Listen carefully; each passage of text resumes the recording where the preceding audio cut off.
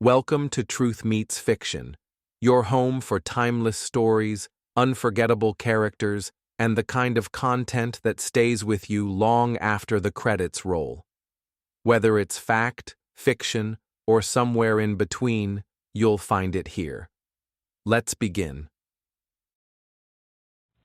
Buck Rogers in the 25th century.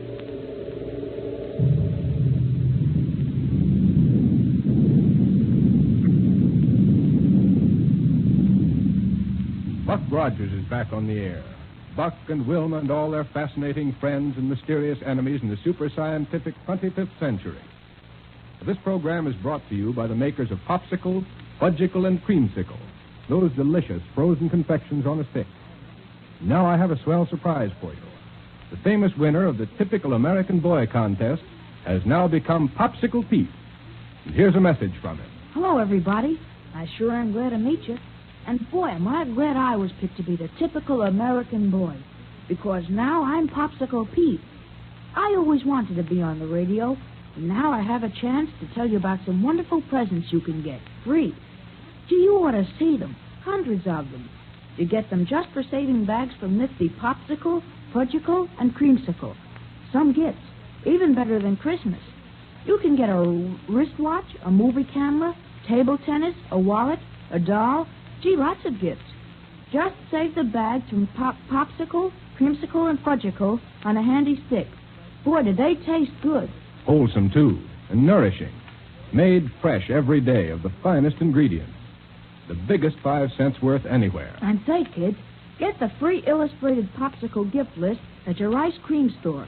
A free coupon comes with it, worth 10 bags. And now for Buck Rogers and his thrilling adventures 500 years in the future. As you probably know, Buck was born right here in our own times, in this 20th century. And the story of how he got started on his amazing adventures so far in the future is mighty interesting. But instead of telling you about it, let's turn the dial that'll project us ahead in time and find out all about it that way. Now, the capital of 25th century America is Niagara. And there it is that Dr. Hewer, the great scientist, has his marvelous laboratory. In one room of it, he's working on a strange-looking device that sends a peculiar greenish light down onto a human figure lying on a table before him. Shall we join him there? Okay, then, here we go, 500 years into the future.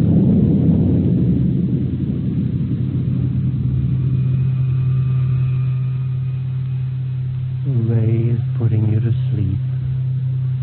To sleep. Relax and sleep. Sleep. Sleep.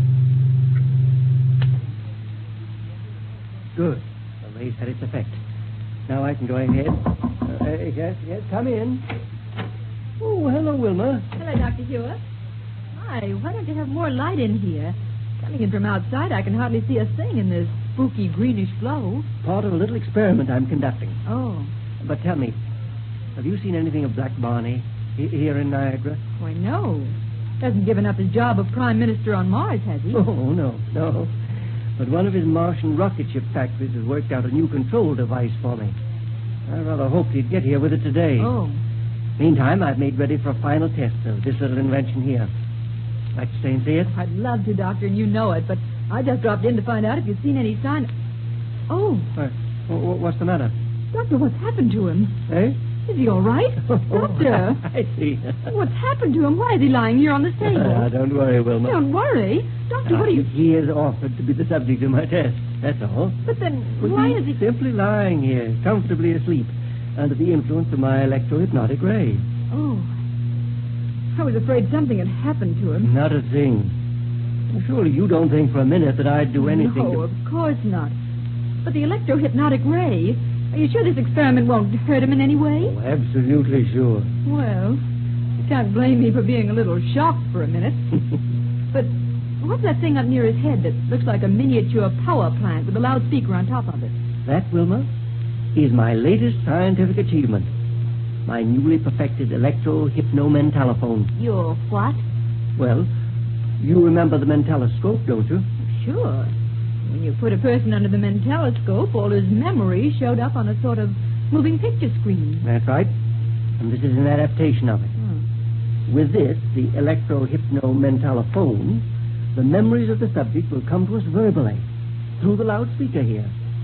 Provided, of course, that my calculations have been correct. Sort of read a person's mind aloud, you mean? Yes, that's it exactly. Where do you ever get ideas for things like this, Dr. Hewer? Surely people don't just barge in and ask you to work them out.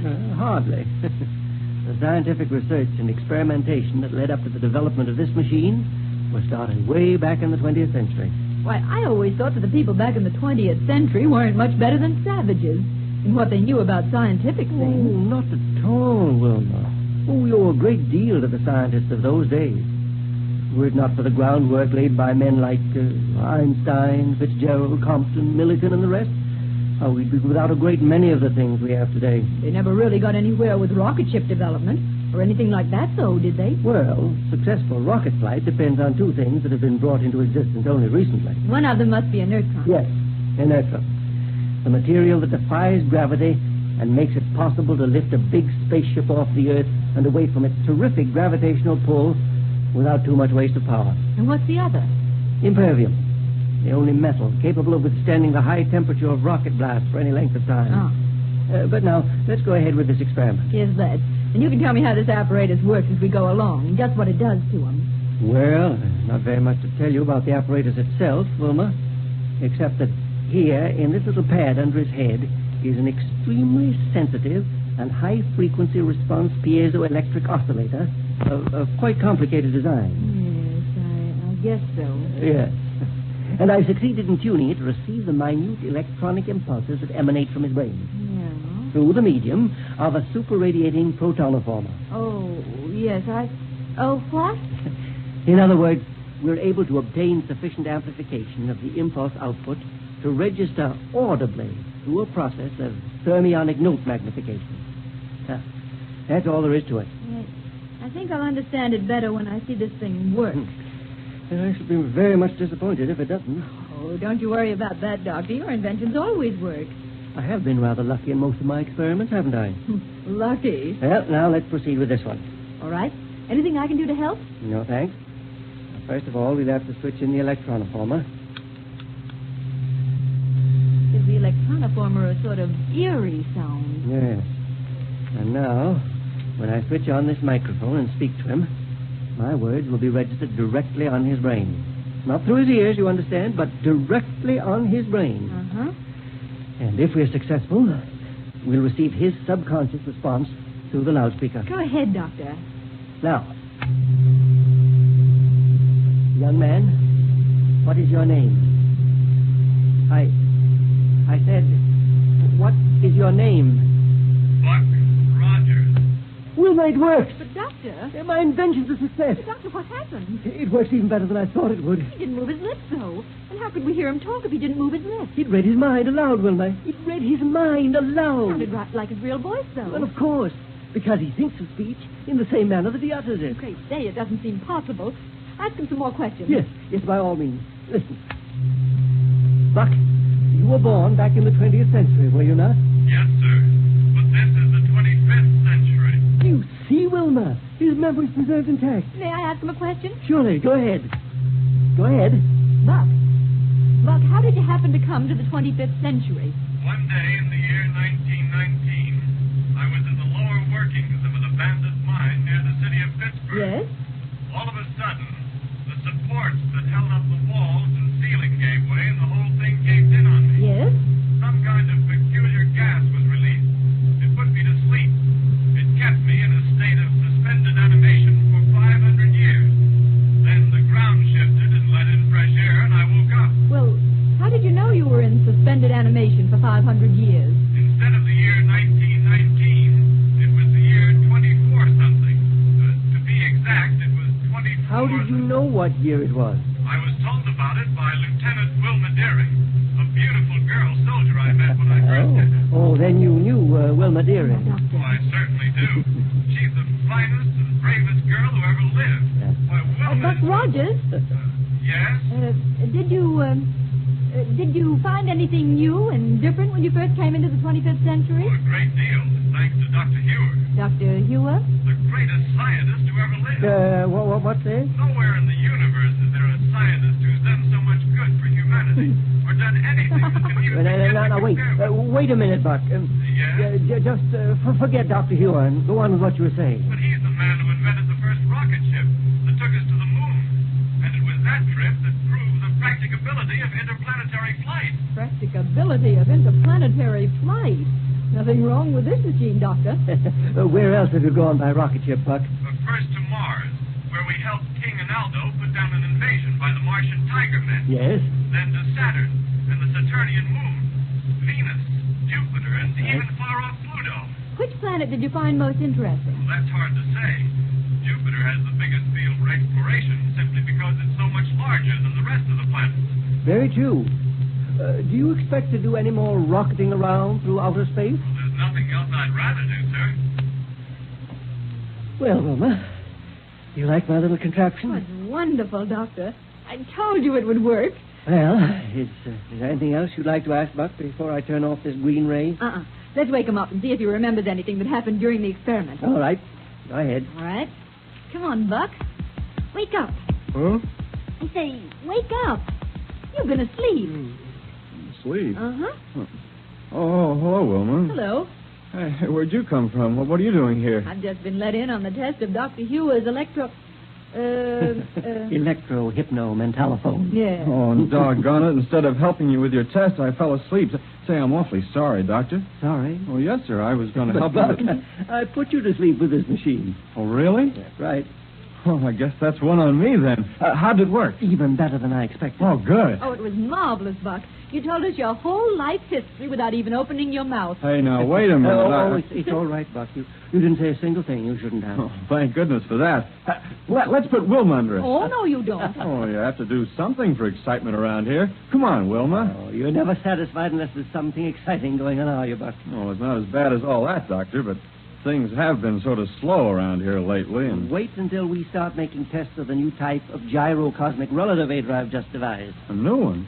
Isn't that the equipment on a rocket ship that makes it possible to take off without much loss of time for pickup? That's right. And without the usual physical effects of too quick acceleration. It removes from your ship the normal effects of weight and inertia and momentum and the like. Well, how have you improved the relativator, Doctor?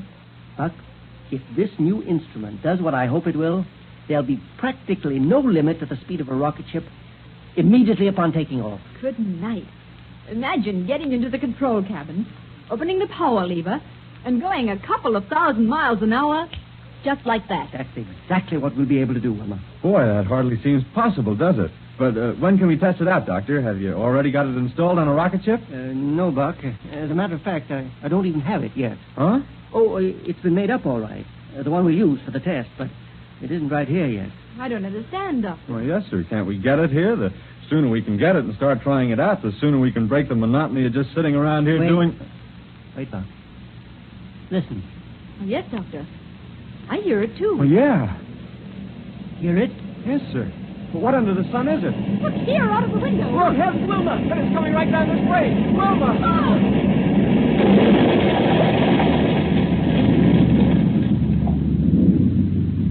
Say, Buck's wish for excitement certainly came true in a hurry. Great day. I wonder what that was. I certainly hope he and Wilma and Dr. Hewer are all right. What do you say, Pete? Well, I know what would make me feel all right. A great big frozen fudgicle. Jiminy, can you imagine anything better than that fresh, creamy chocolate fudge frozen ice cold on a stick? Fellas and girls, what's the best, purest, biggest nickel's worth you can get? Right, a fudgicle.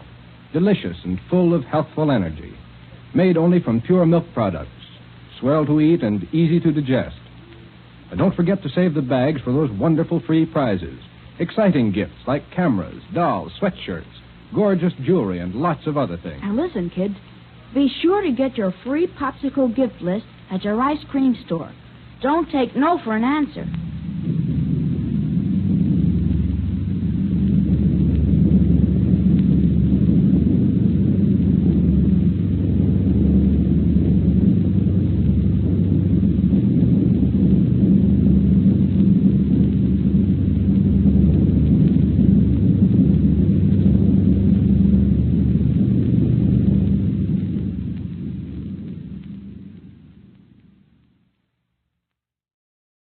Every story leaves a trace, some in history, others in the shadows.